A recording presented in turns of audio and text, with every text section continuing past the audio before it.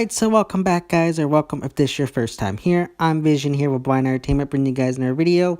Today I'm going to be doing my ranking of all 4 seasons of Fear the Walking Dead. Now, this is just my personal ranking. This has nothing to do with any, actual ranking, so don't get mad at me if I rank your favorite season in the wrong place. It's just my opinions. I know we're going to disagree, especially when we get down to my number 1 pick. I can almost guarantee there's going to be some controversial there. So I know we're going to disagree, but let's keep it civil and let's have a nice lively discussion about how we rank our favorite seasons of Fear the Walking Dead. Now let's begin. Now coming in 4th and last place for me would have to be season 2. Now we get off season 1 with this big cliffhanger of our group going on the ocean, and a lot of fans have been talking about why don't they just go out on the ocean in the main show. So we get this big storyline here. But my biggest issue with the storyline here is, for season 2, is that there's no definitive anything. You get to season 2, you got this conflict with these cool pirate characters, but they're killed off within 2 episodes and you never see them again. You got Alex from the little web series that pops up for 2 episodes. Unfortunately, her actress didn't want to be in the show due to family stuff. So we get nothing from her, which was a big waste in my opinion. We got our group meeting this cool character, Luis. Too bad he dies an episode after he's introduced. And it's just like, why?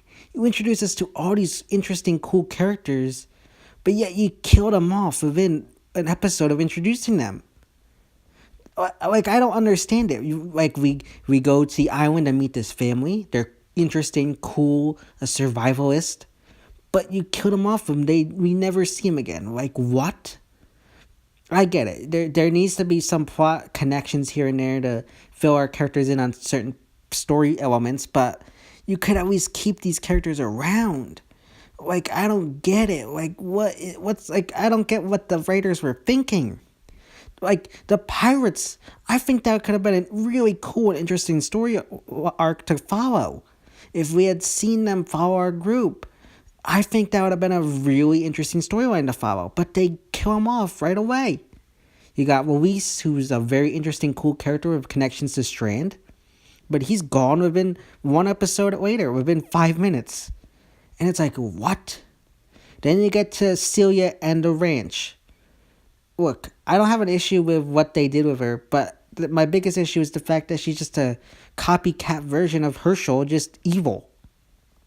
Like, what? Then you kill her off and it's like, so what was the point of going there? To have Nick walk off and abandon his family for no good specific reason other than the fact that he doesn't think that they're good people? Like, I don't get his thinking. Like, this is the apocalypse.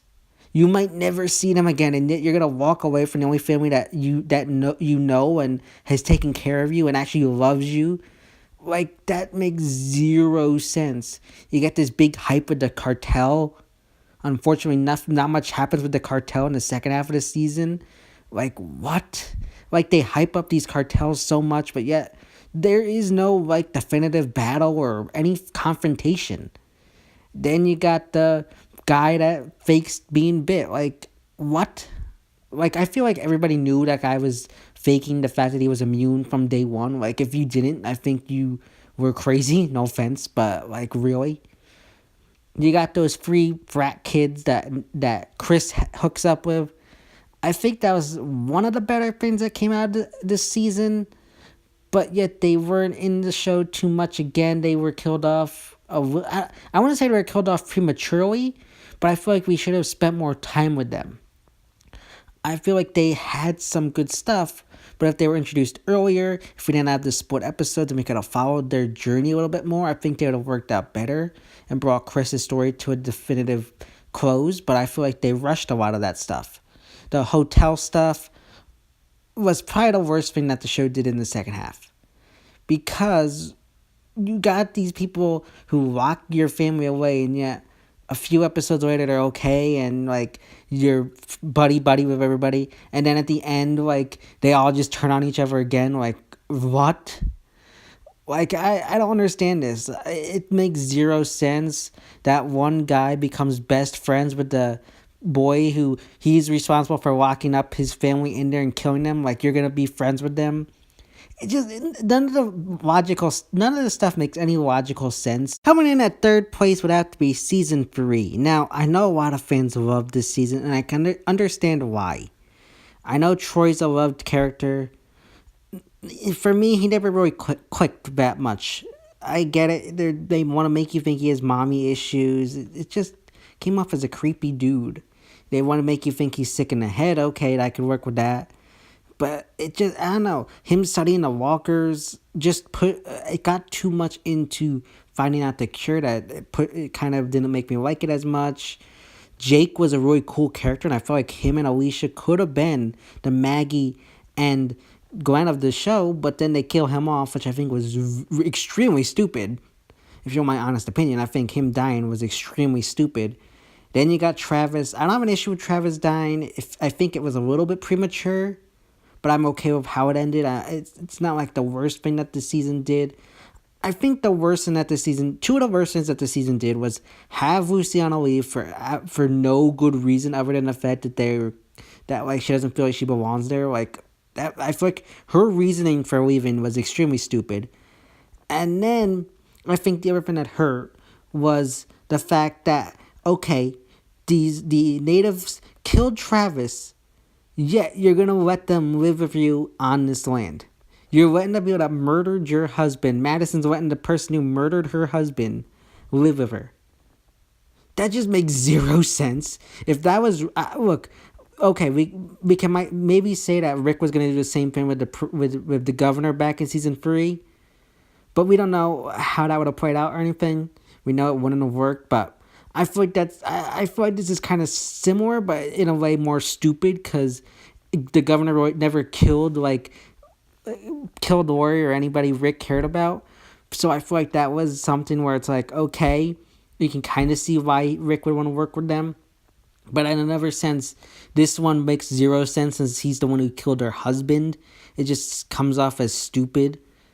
And then you got the issue of all the ranch characters and Native Americans when they are all stuck in the bunker together. Look, I think that was a good episode. The only issue is everybody that died was red shirts, pretty much.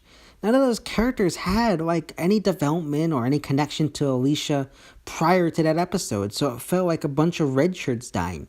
They never developed any of the ranch characters. I don't think other than the Otto family, you could probably name any of them right now. I dare you to name any of them without looking them up because like they don't give them enough development. Like it just doesn't make any sense. Like you introduced all these characters that are pretty much that could have had interesting stories, how they were connected to the Ottos, how they were connected to Taka, but yet they don't get any of that. They just get killed off, and it's like, what?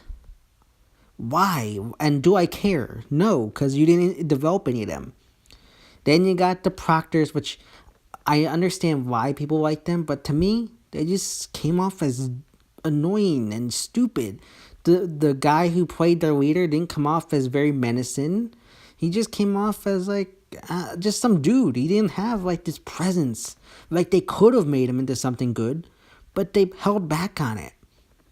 It just felt, again, like laziness and didn't know what to do with him. Daniel shows back up. That was probably one of the better parts of this season and one of the highlights. But then his people at the dam are killed off during the final battle in pretty much another red shirt deaths where the guy who saved him, you don't even pretty much notice he dies. Lola kind of gets a good death, but at the same time, do you even remember how she died? Like, again, just they had good intentions, but I feel like a lot of it just fell to the wayside. Now, a runner-up at number 2 would have to be season 1 for me. Now, I know a lot of fans criticize this season for not going into the whole seeing how the world actually fell. I'm okay with that to an extent. I think we didn't need to see everything. They could have expanded on certain parts. But again, they were limited with the 6th episode. So you have to kind of take what they give you. And for what they gave us, I think they did some relatively good stuff. I like what they did with the military. I thought that was an interesting storyline. Again, if they had just expanded the season run to like 10 episodes, I feel like certain things could have been expanded on, like the military. I don't get the word why everybody loves Tobias. He just felt like a character that was there to just explain stuff. I don't really care about him at this point. And if he does return, like, why? Look, I like this season. I had some good characters. I think they handled everything. Introducing the story and the world of The Walking Dead to these characters was a good way of approach. I think the one con I'd have to give this season is it never clearly identified who was our lead protagonist. In the main show, you wake up with Rick Grimes from his coma, and that's who you follow. But in this show, you wake up with Nick, but we don't really follow him. It's more, at times it's Madison's story, at times it's Travis's story, which is okay, but like, you need to have that definitive leader. If you want to make it an ensemble cast, then you do that. You don't have it wake up with Nick. You have it just follow his family. You don't need that. I feel like they wanted to copy The Walking Dead, but they didn't really know how to, so they went that route, but it kind of fell flat. Alicia was a good character in this season. I feel like they handled her better than some of the later seasons where I feel like, now this could just be my annoyance for the character and the fan base due to her time on 100, but I feel like she wasn't forced into that badass role at this point. She was actually normal, and I get it. She's going to change over time, but it felt more grounded in this season than now in later seasons where, okay, I can see that she's developed, but at times it felt a little bit forced. But I feel like they handled her good. I wish her boyfriend would have stuck around a little bit longer, but I understand why they kind of killed him off early to show her change in these 6 episodes. Okay, Nick. Okay, the only con I'd have to give it, and this is for the entire show altogether with Nick's run, is that they show his little, drug addiction, but it kind of goes away after this season, so that's kind of a con. But overall, I think it was a good season and good way to start off Fear with its first season. Now, for me, in first place would have to be season 4. Now, I feel like a lot of fans are going to be disagreeing with me on this one, but I think they handled a lot of things good. You got introduced to, at least for me, a lot of cool, interesting characters in the form of John Dory and the twins. Jim was one of my favorite characters, mainly because I love the actor from 12 Monkeys. Unfortunately, he was killed off. What hurt this show a lot, though, I feel like was the back half, where they made a lot of bottle episodes and the group was split up. I liked it. I liked some of the character building moments. It just felt a little stretched out and like they didn't need to be apart for so long. Some things like with Luciana's story in the back half felt rushed. I feel like Alicia's stuff felt a little forced at times in the back half. I think the best part, and I feel like I'm gonna be alone here, was the death of Madison. She never clicked with me as a character. I feel like they were trying to go around this cold, brooding character, but it just never stuck. And she just came off as emotionless. So that kind of hurt. I feel like Nick, as much as we all might want him back, I think that they handled his death in a good way since the actor went off. I think what hurt the show the most, though, was the villains. Martha, while being the shadow to Morgan, felt a little stiff at times and just stupid. The Vultures just felt like a ripoff of the Wolves and Negan. But overall, I think it was a good start with these new showrunners. While you might not like Morgan as a new lead, it's kind of where the show's going now. And I'm interested to see where they take it. I think overall, I think they had a good run so far. And I'm interested to see where they take it moving forward, because I think where the showrunners are taking it, I think they might be going into an area to revitalize the show and make it better. I know a lot of fans hate it, but I think we're in a good direction. I honestly have some good feelings for Fear. Yeah, guys, that's my ranking of all 4 seasons of Fear the Walking Dead.